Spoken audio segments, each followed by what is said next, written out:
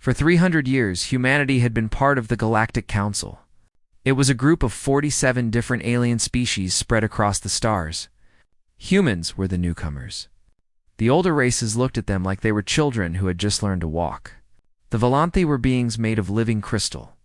They glowed with inner light and believed they were the wisest creatures in the universe. The Korathi were giant insects that stood 8 feet tall, with natural armor and blades growing from their arms. They thought humans were weak and soft. The Sindari were thin creatures with too many eyes and joints.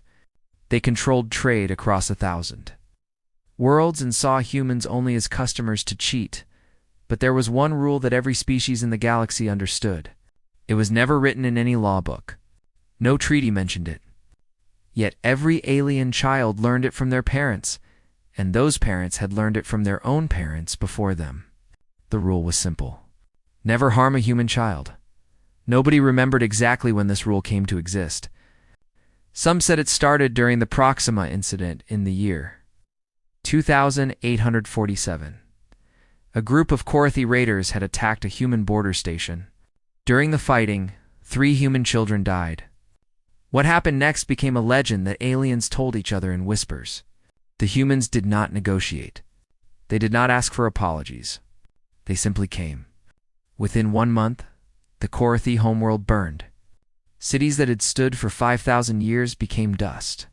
The Korathi begged for peace. But the humans kept coming until every soldier involved in the incident was dead. Other species pointed to the merchant war. The Sindari were greedy and cruel. They decided that human children would make good slaves. They captured a transport ship carrying 40 young humans to a colony world. The Sindari did not understand what they had done. Within 6 months, they lost 4 entire colony worlds. The humans did not just defeat them, they erased those worlds from existence.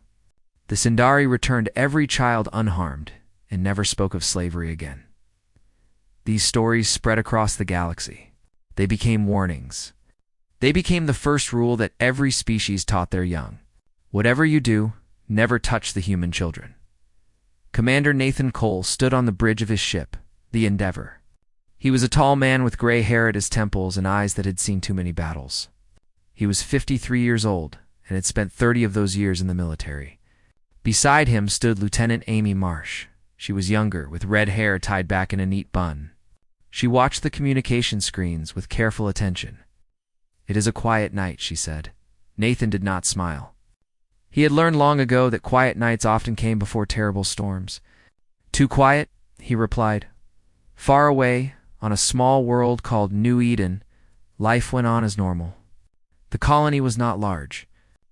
Only 12,000 people lived there, building homes in purple forests beside silver seas. The children went to school in simple buildings. They played in parks after their lessons ended. They dreamed of traveling to other stars someday, just as their parents had done to bring them to this new home. Danny Novak was 8 years old. He sat in his classroom and listened to his teacher talk about the day when humans first met aliens. He was a small boy with brown hair and curious eyes. He liked learning about space and aliens and all the strange things that existed beyond his little world. He had no idea that everything was about to change. In the Great Hall of the Galactic Council, far across the galaxy, something terrible was happening. High Arbiter Zethko was a Volanthi, and he was the most powerful being in the council. His crystal body glowed with angry red light as he spoke to the assembled representatives of all 47 species. "The humans have become a problem," he declared. His voice echoed through the hall like breaking glass. "They breed too fast. They expand too quickly. They take resources that should belong to older and wiser species. It is time to remind them that they are nothing special." Ambassador Patricia Dunn was humanity's voice in the council. She was a strong woman of 60 years with silver hair and sharp eyes. She stood up to object. This council was built on respect and cooperation. What you are suggesting goes against everything we stand for. Zethkal's light flickered with what might have been amusement. "What I am suggesting is necessary. The council has already voted. We will send a message to humanity. We will show them their place in the galaxy. The colony called New Eden will be our message." Patricia felt her heart turn cold. New Eden is a civilian colony. There are no military forces there. There are children there. The Volanthi High Arbiters seem to grow brighter. Perhaps their parents should have taught them to be humble. Perhaps after this, all humans will learn to stay where they belong. She wanted to throw herself at this glowing monster and tear him apart. But she was a diplomat, not a soldier. She could only watch as the council voted, and the decision was made. New Eden would be attacked. The message would be sent. She rushed to the communication center and sent a warning to Earth. But space was vast, and messages took time. Help would not arrive quickly. She could only pray that it would arrive at all. On New Eden, the sun set over the purple forests. Danny Novak finished his dinner and went to bed. His mother Lisa kissed his forehead and told him she loved him. His father Kevin checked the locks on the doors and windows, a habit from his days as a soldier. Everything seemed normal. Everything seemed safe, but high above the planet, hidden in the darkness between stars, ships were gathering. Volanthi warships with hulls made of deadly crystal. A Korthi assault carrier filled with thousands of warriors hungry for battle. Sindari destroyers that moved through space like hungry sharks. They waited for the signal. They prepared for war. Commander Nathan Cole received a priority message on his bridge. His face went pale as he read it. An attack on New Eden. Council forces. Civilian population. He turned to Lieutenant Marsh with eyes that burned with cold fire. Set a course for New Eden, he ordered. Maximum speed. Sir, we are just one ship. If the Council is attacking with a full fleet, I know what we are, Lieutenant. I also know what they are doing. They are attacking our children. Set the course now. The Endeavour turned and began its desperate race across the stars. It would take many hours to reach New Eden. Nathan knew they might arrive too late. He knew his single ship could not defeat a Council fleet. But he also knew that he had to try. Because when it came to protecting human children, there was no other choice. On Earth, the warning message arrived at Fleet Command. Admiral Catherine Ross read it 3 times. She was 71 years old, the highest-ranking officer in the human military. She had prepared for this day her entire career. She had always known the Council might someday forget the first rule. She pressed a button on her desk. Alarms began to sound across the planet. Ships that had been sleeping for decades woke up. Soldiers who had retired years ago received calls telling them to report for duty. Factories began producing weapons. Catherine looked at the stars through her window. Somewhere out there, human children were in danger. Somewhere out there, aliens had forgotten why they should be afraid. They would remember soon enough. The attack came with the morning sun. Danny Novak woke to the sound of sirens. He had never heard sirens like this before. They were loud and sharp and seemed to shake the walls of his small bedroom. His mother burst through his door before he could even get out of bed. Her face was pale and her hands were shaking. "We have to go," she said. "Right now. Do not ask questions. Just come with me." Danny grabbed his mother's hand and followed her through the house. His father was already at the front door, wearing his old military uniform. Danny had only seen that uniform in pictures before. His father looked different wearing it. He looked scared, but also angry. "Bunkers," Kevin said to his wife. "Take him to the bunkers." "I have to report to the militia." Lisa grabbed her husband's arm. Tears were running down her face. "Kevin, please?" "Come with us." Kevin knelt down and looked at his son. He put his hands on Danny's shoulders. "I need you to be brave," he said. "I need you to take care of your mother. Can you do that for me?" Danny nodded. He did not understand what was happening, but he could see that his father needed him to be strong. "I will, Daddy." Kevin hugged his son so tight it almost hurt. Then he kissed his wife one last time and ran out into the chaos of the streets. Danny never saw his father again. High above the colony, 3 Volanthi warships hung in the sky like crystal demons. Their hulls caught the morning light and broke it into deadly rainbows. Behind them came a massive Korthi carrier and 2 Sindari destroyers. Together, they represented more military power than New Eden could ever hope to fight. Governor Samuel Price received their message in his office. He was 63 years old, with a face lined by worry and responsibility. The alien commander's words were simple and cruel. Surrender the colony. Let your people be taken to reservation worlds. Resist, and we will destroy everything. Samuel had been a soldier once, long ago. He had hoped those days were behind him. Looking at the fleet in his sky, he knew his hope had been foolish. How long until help arrives from Earth?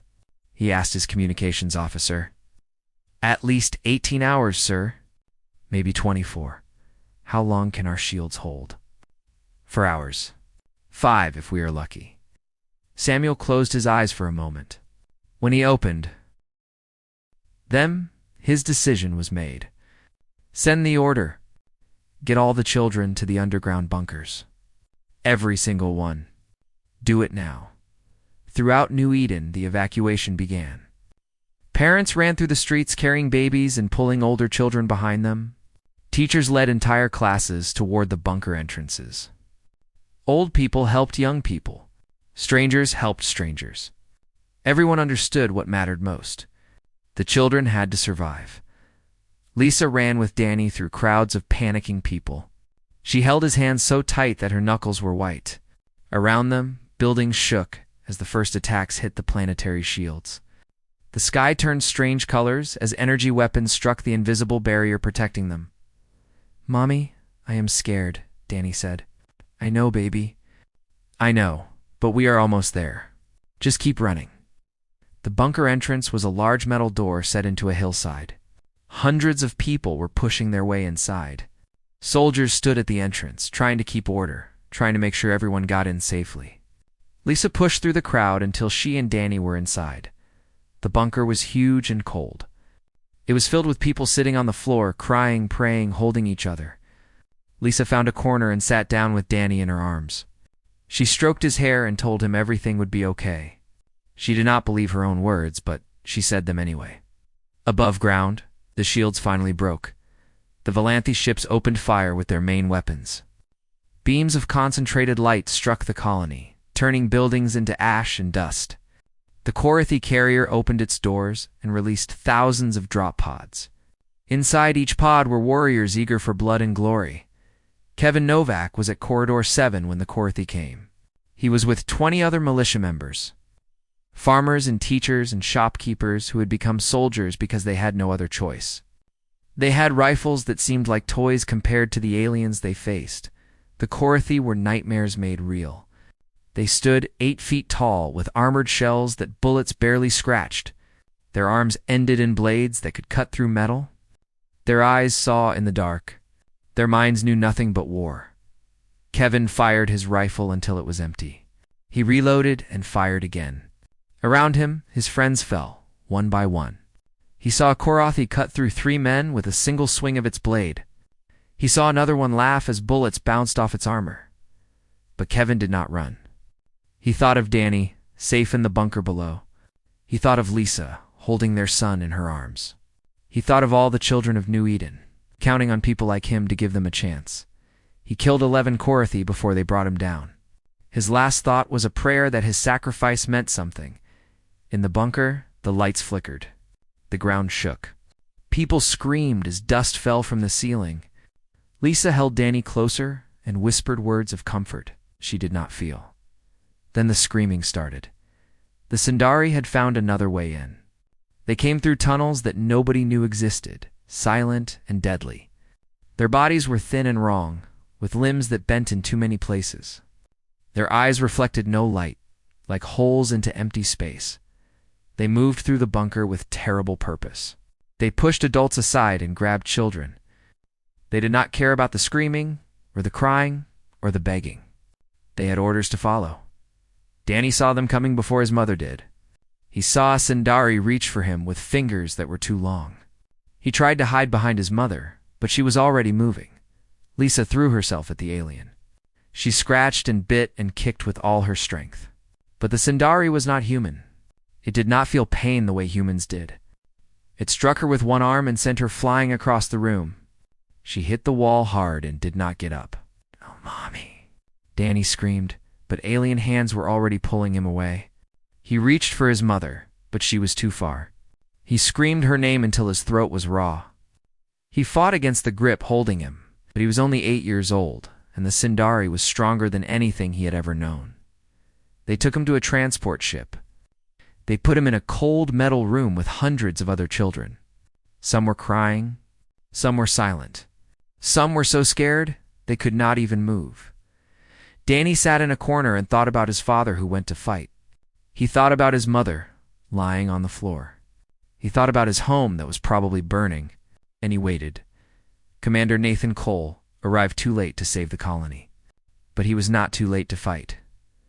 The Endeavor was one ship against a fleet. The odds were impossible. Nathan did not care about odds. He cared about the 412 children the aliens had taken. He cared about the message he needed to send. "Target the nearest destroyer," he ordered. "All weapons." The Endeavor attacked with everything it had. The first Sindari ship died before it could react. The second one took damage that left it crippled and burning. Then the Volanthi turned their attention to this single, annoying human ship. "Shields at 40%, Lieutenant Marsh reported. Keep firing, sir. We cannot win this fight." "I know. We just have to last long enough." The Endeavor lasted 3 hours. It destroyed 4 enemy ships and damaged 6 others. When the Korathi carrier finally broke through its shields, Nathan Cole was still standing on his bridge, still giving orders, still fighting. His last message was simple. "Tell them we did not break. Tell them we never will." The Council forces had won the battle. They controlled New Eden. They had human children as hostages. They had no idea what they had started. The news spread across. Humans space like fire through dry grass. On every world where humans lived, people stopped what they were doing and listened. They heard about New Eden. They heard about the children. They heard that the Galactic Council had broken the one rule that had kept the peace. For centuries, and then something happened that the galaxy had never seen before. On a farming world called Haven, a man named George Palmer was working in his fields when his communication device beeped. He was 62 years old, with white hair and hands rough from decades of honest work. He had been a Marine once, 20 years ago. He had thought those days were finished. The message was simple. "Report for duty. Your people need you." George put down his tools. He walked to his house and opened a closet that had stayed closed for 2 decades. Inside was his old uniform, cleaned and pressed and waiting. His wife watched him put it on. She did not cry. She understood. "Come back to me," she said. "We'll try," he replied. Across 100 worlds, the same scene repeated itself. Old soldiers found new purpose. Young people who had never held weapons learned how to fight. Factories that made toys and furniture and simple things switched to making guns and ships and armor. Entire planets transformed themselves in days. The galaxy had forgotten what humans looked like when they were angry. They were about to remember Admiral Catherine Ross stood in the command center of Earth's military headquarters. Screens covered every wall, showing ship movements and troop counts and 100 other details. Her officers rushed around her, but she stood perfectly still at the center of the storm. "The contingency fleet is assembled," her aide reported.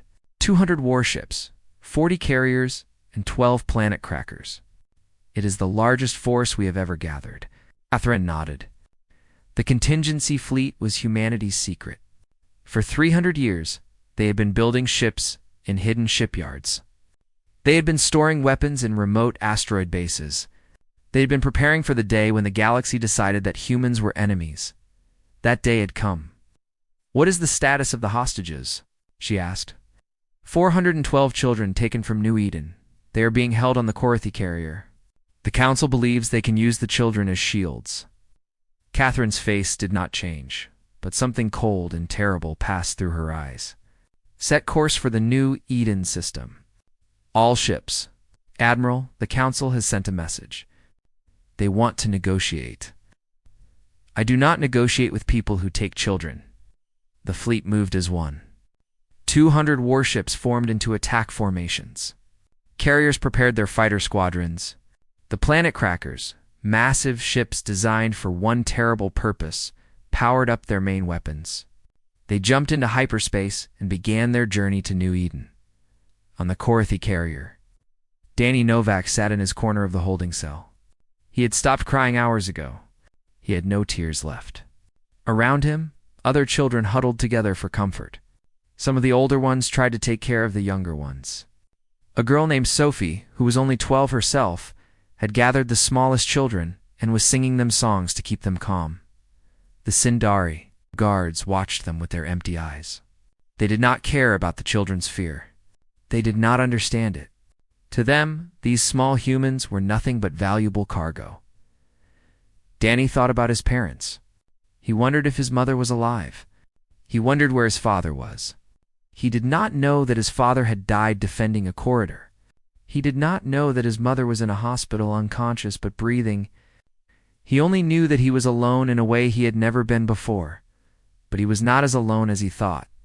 Lieutenant Amy Marsh had survived the destruction of the Endeavour. When the ship finally broke apart, she had made it to an escape pod. She had drifted in space for 12 hours before a human patrol ship found her. They brought her aboard, healed her wounds, and told her what had happened. "The children," she had said as soon as she could speak. "Where are the children?" "On the Corathy carrier. The Council is using them as hostages." Amy thought of Commander Cole, who had died on his bridge fighting for those children. She thought of her own daughter, who had died of sickness when she was only 6 years old.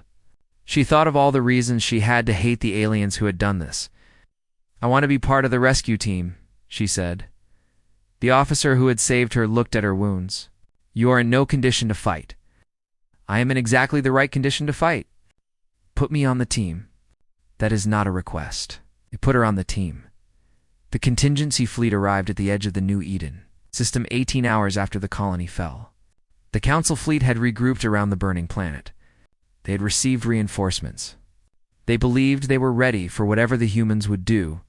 They were wrong. "Admiral." Catherine Ross opened a communication channel to the enemy fleet. High Arbiter Zethkal's image appeared on her screen. His crystal body glowed with the confidence of someone who had never truly faced an enemy he could not defeat. "Admiral Ross," he said, "I am pleased you have come. I assume you are here to discuss the terms of humanity's surrender." Catherine did not blink. "I am here to give you one chance to survive. You have exactly 1 hour to release every human child you have taken. You will withdraw from this system and submit yourselves to human justice. If you do not, I will destroy everything you have ever built." Its light flickered with something like amusement. "You would risk the lives of your own children? I would burn this entire galaxy to ash for them." 1 hour. "The clock starts now." She cut the communication. Around her, her officers waited in silence. They knew what was coming. They had prepared for it their entire careers. But knowing and feeling were different things. "Admiral," her first officer said quietly. "If they refuse ... they will refuse. They do not understand what they have done." Catherine turned to face her crew. "When I give the order, hold nothing back. I want their fleet destroyed. I want their commanders captured. I want those children safe. Is that understood?" "Yes, Admiral." The hour passed slowly. Catherine stood at her command station and watched the seconds tick away. She thought about the children in that carrier. She thought about their parents who were waiting and hoping and praying. She thought about Nathan Cole, who had died trying to buy time. The hour ended. The Council fleet had not moved. The children had not been released. "All ships," Catherine said, her voice calm and cold. "Begin attack." The battle for New Eden started with fire and ended with blood. The human fleet crashed into the Council forces like a hammer hitting glass. Ships that the Valanthi thought were invincible were torn apart in minutes. Corathy warriors, who had never known fear, learned it as human weapons burned through their armor. Sindari captains tried to flee and found that there was nowhere to run. And through it all, one thought drove every human soldier forward. The children. Save the children. Nothing else mattered. The Valanthi had ruled the galaxy for 10,000 years. They had seen empires rise and fall. They had destroyed species that threatened their power. They believed they understood war better than anyone else. They understood nothing. Human. Ships moved through their formation like wolves through a flock of sheep. The Valanthi fired their weapons, and human shields absorbed the damage. The Velanthi tried to retreat, and human ships cut off their escape routes. The Velanthi called for help, and no help came. Admiral Catherine Ross watched the battle from her command center with cold satisfaction. "Target their engines first," she ordered. "I want them unable to run. Then disable their weapons. Then their shields. I want them helpless before we board them." Her officers followed her orders without question. They had trained for this. They had waited for this. Every human soldier in the fleet understood what was at stake. 412 children were waiting to be saved. Nothing would stop them. The Korathi fought harder than the others. They were warriors, and they would not surrender easily. Their carrier was a fortress of metal and rage, filled with thousands of soldiers who would rather die than give up. But the humans had something the Korathi did not have. They had a reason to win that was stronger than pride or glory. Lieutenant Amy Marsh was on the first transport that crashed into the carrier's hull. Her team cut through the metal walls with plasma torches and poured into the alien ship. The corridors were dark and filled with smoke. Warning lights flashed red. The sound of gunfire echoed everywhere. Contact left. Someone shouted. Amy turned and fired without thinking. Her bullets found a Korathi warrior trying to ambush them from the shadows. The alien fell, but more were coming. They always seemed to be coming. "Move forward," she ordered. "The holding cells are 3 levels down." Her team pushed through the ship. They fought through corridors filled with enemies. They climbed over the bodies of fallen Korathi. They lost soldiers along the way.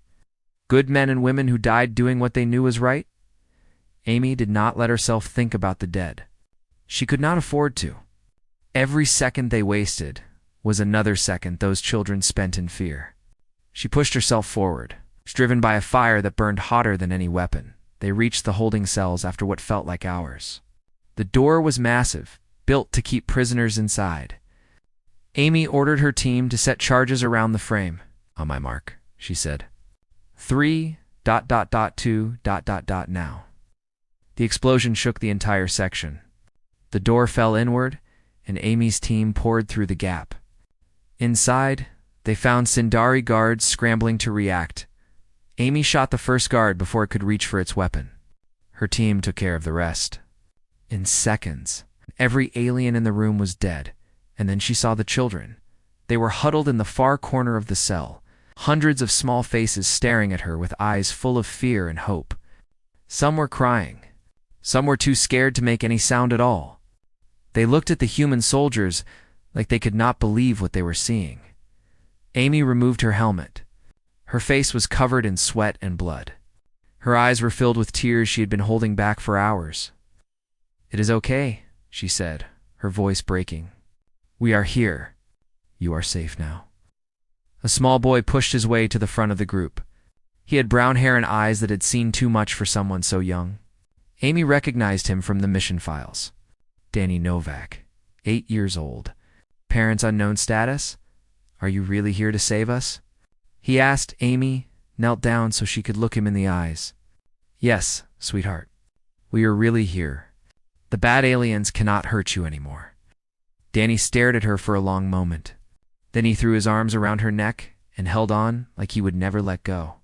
Amy held him back just as tight. Around them, her soldiers began gently leading the children toward the transports that would take them to safety. Outside the carrier, the battle was ending. The Council fleet was destroyed. Not defeated, but destroyed. Admiral Ross had given orders that no enemy ship would leave the system. The Velanthi commander tried to surrender, but she ignored him. The Korathi offered to fight one-on-one to decide the battle, but she answered with missiles. The Sindari tried to negotiate, but she targeted their escape pods. Her first officer approached her carefully.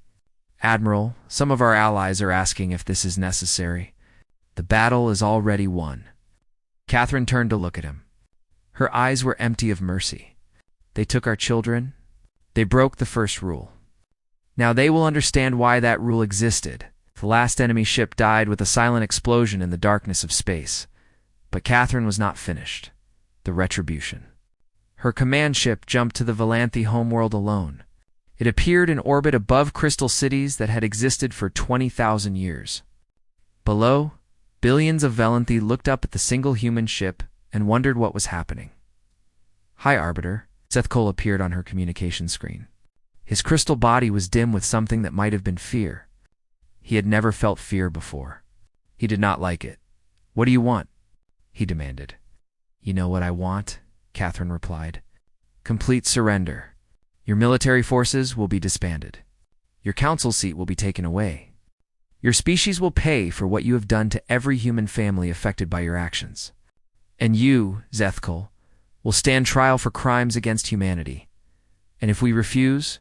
Catherine smiled. It was not a pleasant smile. "Do you see my ship, Arbiter? Do you know what it is?" Zethkul's light dimmed further. He knew. Everyone in the galaxy knew about the planet crackers. "This ship can make your sun explode," Catherine said. "If you refuse my terms, I will use it. Your entire species will die. Your homeworld will become ash floating in space. And the galaxy will remember you only as a warning about what happens when you hurt human children. You would not dare." Try me. The silence stretched for a long moment. Zethkul looked at the human woman on his screen. He searched for any sign of bluffing, any hint that she did not mean what she said. He found nothing. The Valenthi surrendered. On the rescue ships heading back to human space, children began the slow process of healing. Medical teams checked their injuries. Counselors talked to them about what I had experienced. Families were contacted and told that their children were coming home. Danny Novak sat in a small room with Amy Marsh. She had not left his side since the rescue. She did not know why she felt so connected to this one boy, but she knew she could not abandon him. "My mommy," Danny said quietly. "Is she okay?" Amy had checked the records. Lisa Novak was alive. She had woken up in the hospital and immediately asked about her son. Kevin Novak was dead, killed defending the colony. Amy did not know how to tell an 8-year-old that his father was gone forever. "Your mother is okay," she said. "She is waiting for you. She loves you very much. And my daddy." Amy felt her heart break. She took Danny's hand and held it gently. "Your daddy was very brave. He fought to protect you and all the other children. He was a hero." Danny's eyes filled with tears. He did not need Amy to say the words. He understood. His father was not coming home. "He told me to be brave," Danny whispered. "He told me to take care of Mommy." "And you will," Amy said. "You are already braver than you know." She held him while he cried. She did not tell him that everything would be okay. She did not make promises she could not keep. She just held him and let him grieve. Outside the window, stars passed by as the ship carried them home. The battle was over. The children were saved. But the consequences of what had happened would change the galaxy forever. The council had broken the first rule. Now they would face the reckoning. The trials lasted 3 years. Hi. Arbiter Zethkul stood before a human court and listened to the charges against him. Crimes against humanity. Ordering the attack on a civilian colony. Authorizing the kidnapping of children. Causing the deaths of thousands of innocent people. The evidence was clear. The verdict was never in doubt. Zethkul and 47 other council officials were found guilty. The sentence was life imprisonment on a frozen world at the edge of known space. The cold made their crystal bodies brittle and dim. They would live out their remaining years in constant discomfort. Far from the power they had once held, it was mercy compared to what many humans wanted to do to them. The Galactic Council was dissolved. The organization that had controlled the galaxy for 10,000 years was broken apart and scattered. In its place, humanity established something new. They called it the Confederation of Allied Species. It had strict rules about protecting civilians. It had clear laws about war and peace. And it had one law written into its founding documents in every language spoken by every species in the galaxy. No child of any species shall be targeted, threatened, or harmed in any conflict. Violation of this law will be met with absolute and merciless response. The other species called it the Ross Doctrine. Named after the admiral who had made them understand what humans would do to protect their young, they followed it without question. None of them wanted to experience what the Velanthi had experienced. Danny Novak went home to his mother. Lisa Novak had spent months recovering from her injuries. She had broken bones and internal bleeding and damage that would never fully heal. But she had survived. She had waited for her son every single day. When Danny walked off the transport ship and saw his mother standing there with tears streaming down her face, he ran to her faster than he had ever run before. They held each other and cried and said nothing, because nothing needed to be said. They were together again. That was all that mattered. The years that followed were not easy. Danny had nightmares about the Sundari with their empty eyes and 2 long fingers. He woke up screaming sometimes, calling for his father who would never come. Lisa did her best to help him, but she was healing from her own wounds. Amy Marsh visited them often. She had retired from active service after the battle, unable to continue fighting after everything she had seen, but she found a new purpose, helping the families affected by the attack. She became something like an aunt to Danny, a constant presence in his life when he needed stability. Danny grew taller. His hair darkened. His curious eyes became serious and watchful. He learned to live with his fears, though they never fully went away. He learned to honor his father's memory by being the man his father would have wanted him to be. When Danny turned 18, he made a decision that surprised no one who knew him. He enlisted in the Confederation Defense Force. His drill instructor was a gray-haired woman named Amy Marsh. She had returned to service 3 years earlier, deciding that training the next generation of soldiers was the best way to make sure what happened to Danny never happened to anyone else. When Danny walked into her training center, she recognized him immediately. She did not say anything special to him. She did not give him any advantages. She pushed him harder than anyone else because she knew what he was capable of. She knew the fire that burned inside him. Danny graduated at the top of his class. He was assigned to the frigate Horizon, a patrol ship that guarded the frontier where human space met the unknown. On his first day aboard, his commanding officer gave him a tour. Commander Susan Park was a tall woman with black hair and calm eyes. She had been in the service for 20 years and had seen things that would give most people nightmares. But she was fair and smart, and Danny liked her immediately.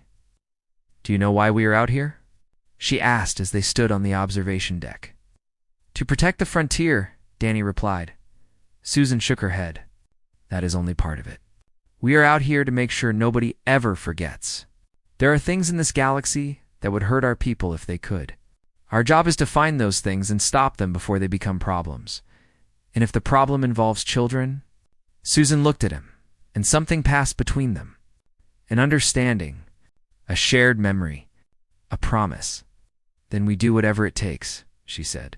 "That is the first rule. That is the only rule that matters." Danny nodded.